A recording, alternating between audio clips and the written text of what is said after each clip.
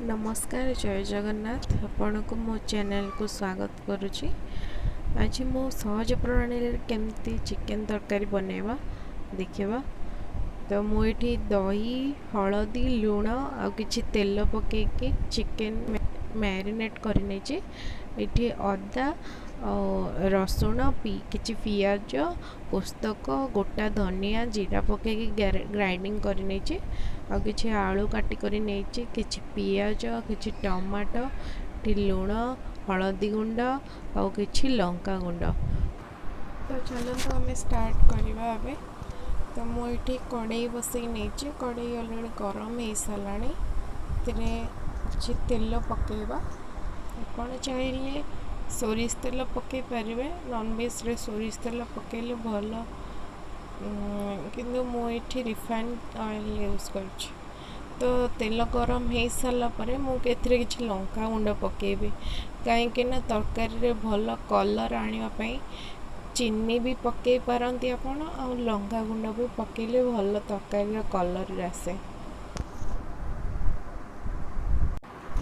तापर आम काटिकी रखि पियाज आ टमाटो आलू आ जो पेस्ट बनई थी सेटा आम पकईदबा।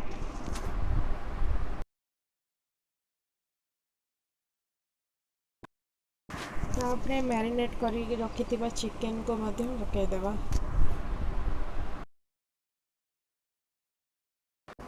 तापर आम लंका गुंड लुण आ हलदी गुंड पकई मिक्स कर नवा।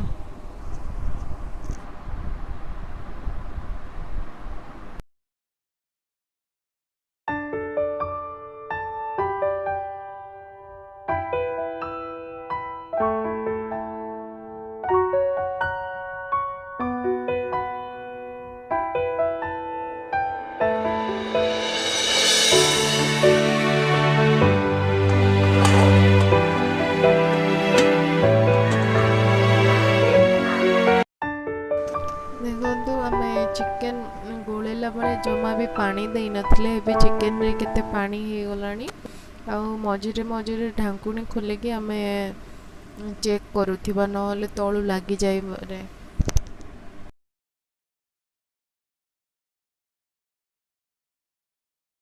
एबे चिकेन हमर वर्तमान भल भाबरे कसी हो गलानी तो आ सिजी भी मते गलानी।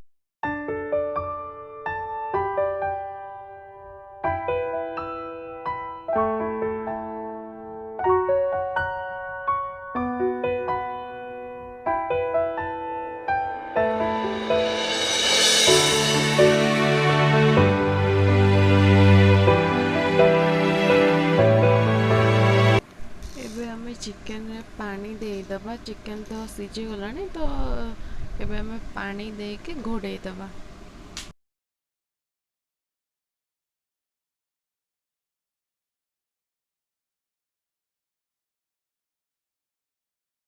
एबे चिकेन आमर हे गलानी एबे हमें गैस को बंद कर दबा।